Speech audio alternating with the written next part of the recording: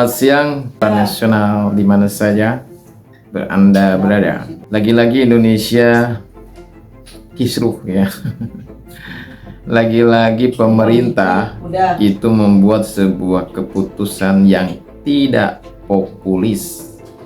Membuat sebuah putusan atau sebuah rencana, sebuah rancangan yang lagi-lagi tidak pro rakyat.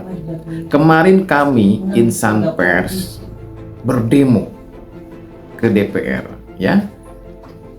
Semua wartawan membuat tulisan bernada protes kepada DPR RI. Mengapa?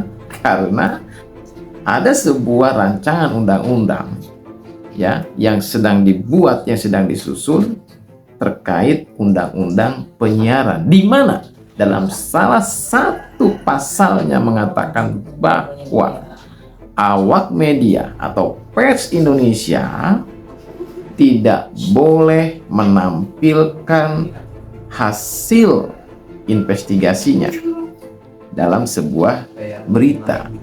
Ini kan sebuah tindakan yang sudah melawan hukum, sebuah tindakan yang sudah melanggar, yang sudah melawan Undang-Undang Pers nomor 40 tahun 99, di mana di dalam Undang-Undang Pers ya dinyatakan tidak boleh dilakukan pemberedelan atau penyensoran terhadap pers Indonesia ya. Setelah itu ramai kemudian diprotes dari berbagai pihak ya, dari organisasi pers maupun dari akademisi. Hari ini kembali Indonesia dihebohkan dengan tapera. Ya. Apa itu tapera? Tapera itu tabungan perumahan rakyat. Ini lebih mengerikan lagi bagi kaum buruh ya, khususnya bagi rakyat Indonesia.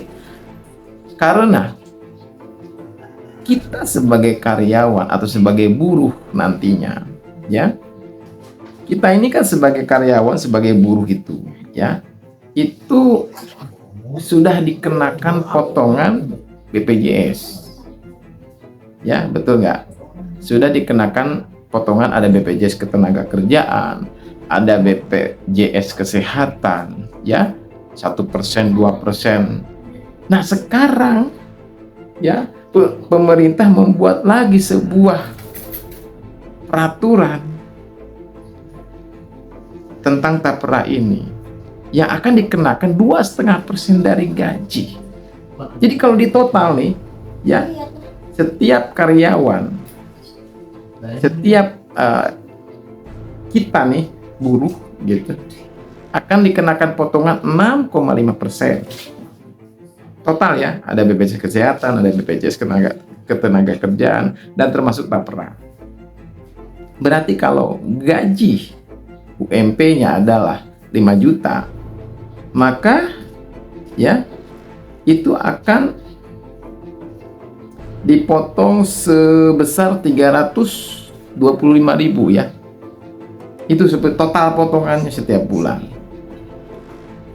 Dalam hal ini saya sebenarnya sih tidak, ya setuju-setuju aja lah dengan adanya tapera ini, selama itu jelas berpihak dan pemerintah berkomitmen ya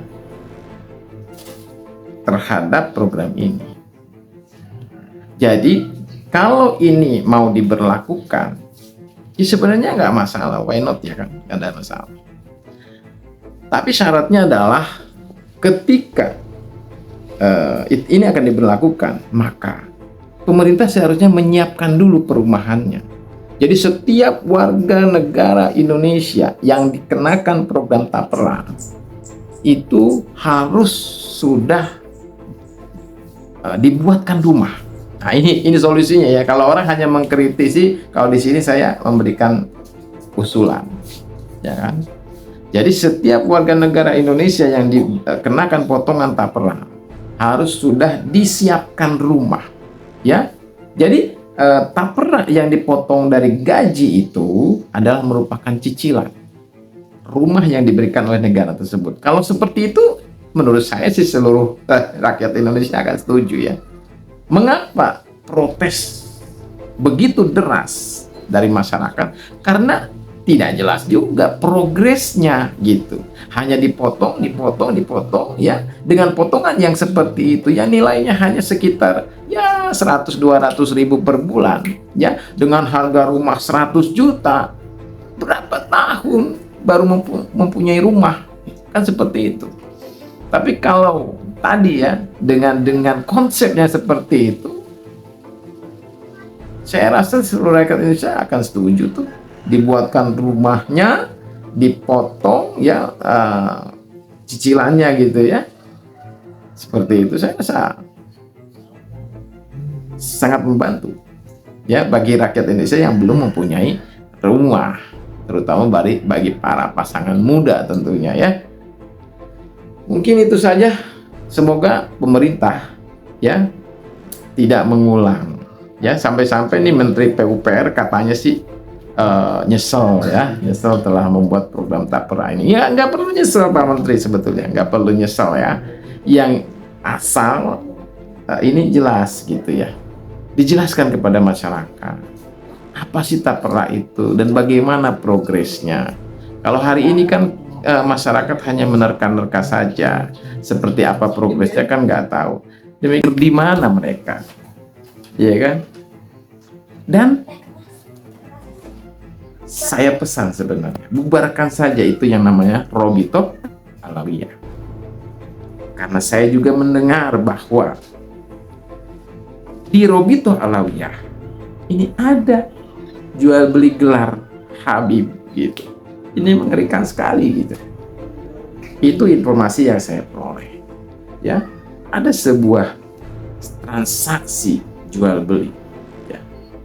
Jadi sebenarnya Habib itu adalah sebuah gelar yang diberikan oleh Robito Alawiyah, sehingga ketika seseorang sudah menyandang gelar Habib, Habaib gitu ya, itu secara politik, secara status sosial itu sangat diuntungkan, juga secara finansial.